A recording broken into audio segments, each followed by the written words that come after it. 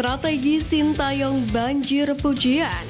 Gaya kocak supporter Timnas U23 Qatar. Justin Hubner singgung Yordania U23 meski cetak gol bunuh diri. Simak informasi selengkapnya hanya di Garuda Space Update.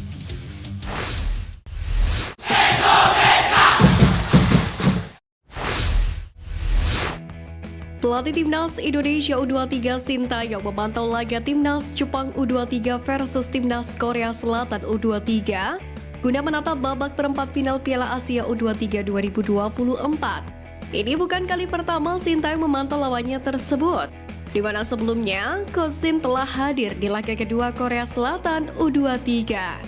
Sintayong sendiri dikenal sebagai pelatih yang sangat mementingkan analisa.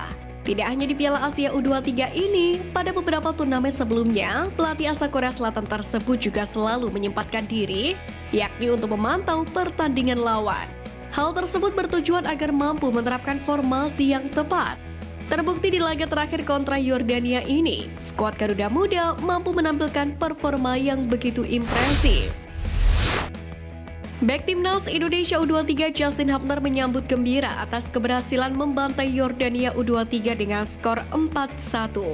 Meski laga harus diwarnai oleh gol bunuh diri yang dibuatnya sendiri, Hubner menyebut Timnas Indonesia U23 sudah meraih kemenangan mudah atas Yordania U23. Sebelumnya, Justin Hubner sempat mengatakan bahwasanya skuad Garuda Muda meraih kemenangan mudah juga saat melawan Vietnam kemarin, yakni di laga lanjutan kualifikasi Piala Dunia 2026 zona Asia. Dan terbukti kala itu, Timnas Indonesia menang telak 3-0. Kendari demikian, perjuangan Garuda Muda belum usai. Kehadiran Justin Hubner pun diharapkan mampu mendongkrak motivasi serta mental yang lebih tangguh, lantaran harus berhadapan dengan tim kuat di babak 8 besar Piala Asia U23 2024.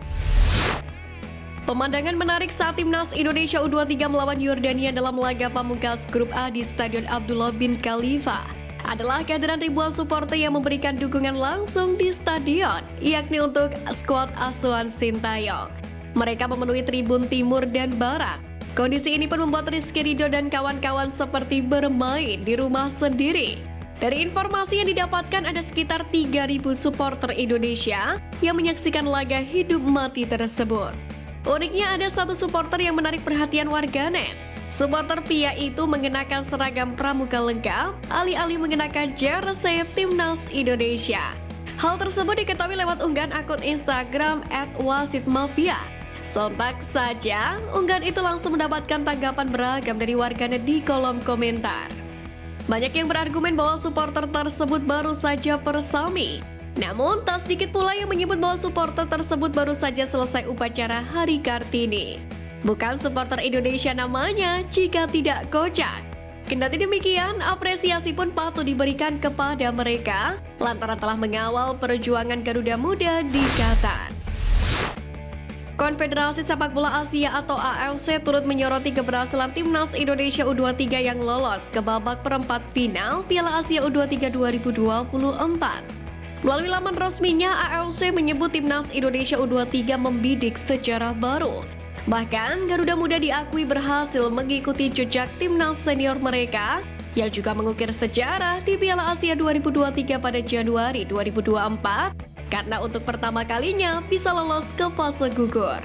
AFC pun tak sabar menantikan aksi dari Timnas Indonesia U23 di babak perempat final. Sebab Garuda Muda berpeluang menciptakan sejarah baru lagi di pentas Piala Asia U23 2024. Sebelumnya AFC mendapatkan sorotan publik tanah air lantaran tidak memberikan ketegasan kepada wasit kontroversial selama berlangsungnya Piala Asia U23.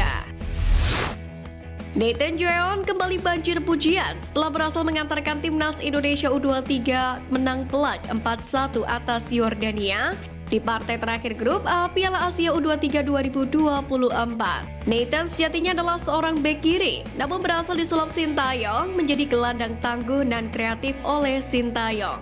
Hal itu dilakukan bahkan sejak laga sebelumnya, yakni menghadapi Australia. Sontak saja netizen menyamakan peran Nathan seperti gelandang bintang Real Madrid, Fede Valverde, karena keberadaannya seperti ada di mana-mana.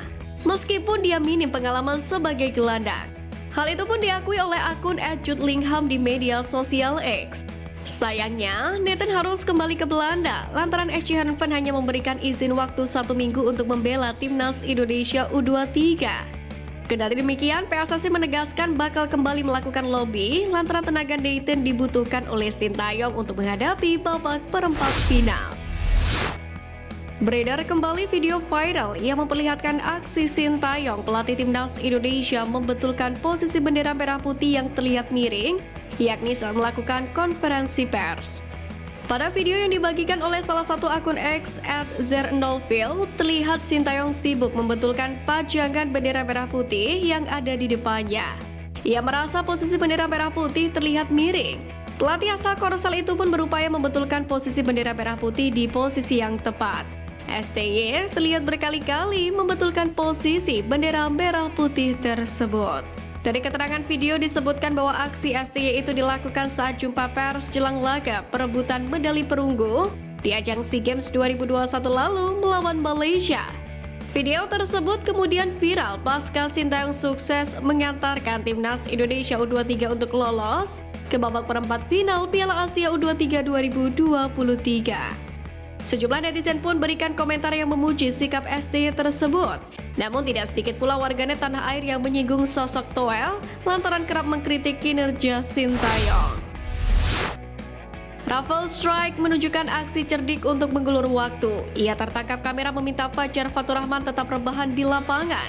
Hal itu sempat membuat pemain Jordania bersih tegang dengan Fajar Faturrahman. Momen tersebut terjadi di pertengahan babak kedua. Kala itu Fajar melakukan pelanggaran saat hendak melakukan counter attack. Ia lalu mendelay bola, tapi pemain lawan justru mengambil paksa bola untuk melanjutkan permainan. Pemain Borneo FC ini pun terjatuh karena lawan tampak emosi. Wasit pun akhirnya memberikan peringatan dan pertandingan sedikit tertunda.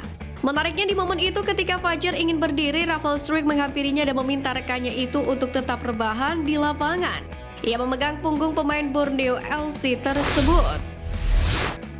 Ketua Umum PSSI Erick Thohir mengakui permainan dan mental pemain timnas Indonesia terus meningkat setelah menelan kekalahan di laga perdana Piala Asia U23. Selain itu, ia memuji strategi Sintayong yang mampu membuat timnas Indonesia U23 bisa tampil baik. Erick Thohir pun mengatakan keberhasilan lolos ke perempat final Piala Asia U23 2024 merupakan hasil kerja keras dari semua pihak termasuk klub Liga 1 dan tim-tim di luar negeri yang mengizinkan pemain untuk bergabung dengan timnas Indonesia. Ia berharap mental timnas Indonesia U23 bisa terus meningkat karena lawan di babak selanjutnya akan semakin kuat. Saya salut atas strategi pelatih Sintayong yang mampu meramu sehingga permainan tim benar-benar baik. Ini bagus dan modal utama karena perjuangan masih panjang. Doakan dan terus dukung timnas.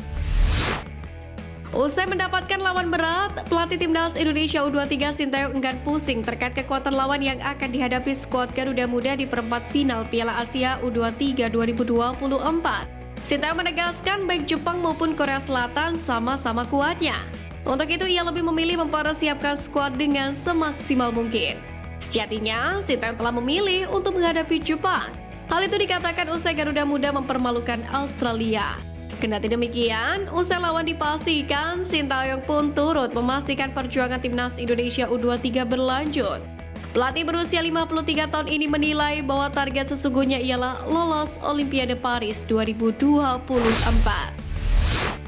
Sekian News Flash kali ini Sobat Garuda, mari terus dukung perjuangan timnas Indonesia. Nantikan News Flash edition dari Garuda Space selanjutnya. Terima kasih dan salam olahraga.